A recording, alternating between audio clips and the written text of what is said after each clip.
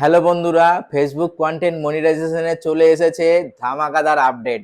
যদি এই কথাটা আপনি শোনেন আপনার মন একদম খুশ হয়ে যাবে।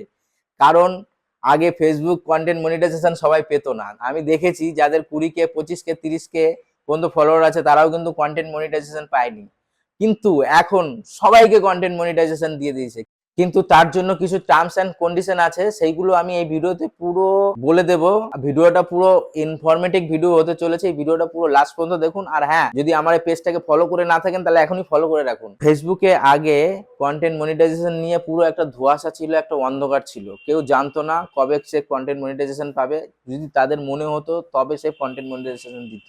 আর যারা ফেসবুকে কাজ করছিল তারা কিন্তু জানতো না যে আমার কন্টেন্ট মনিটাইজেশন আমি কবে পাবো। কিন্তু হ্যাঁ, এই বড় আপডেটে এখন থেকে সবাই কন্টেন্ট মনিটাইজেশন পাবে। তার জন্য কিছু টার্মস এন্ড কন্ডিশন আছে, সেটা হলো একটা চ্যালেঞ্জ পুরো করতে হবে। সেই চ্যালেঞ্জটা হলো কি? চ্যালেঞ্জটা হলো 28 দিনে 3 লাখ ভিউ নিয়ে আসতে হবে। চ্যালেঞ্জ পুরো করতে হয়, 28 দিনে 3 লাখ ভিউ নিয়ে আসতে হবে। 3 লাখ ভিউ যদি নিয়ে আসতে পারেন তাহলে আপনার কন্টেন্ট মনিটাইজেশন অন হয়ে যাবে। এর থেকে আর বড় খুশির খবর কি আছে বলো? তাহলে তাড়াতাড়ি ঝটফট করে লাইক কমেন্ট শেয়ার করে দাও।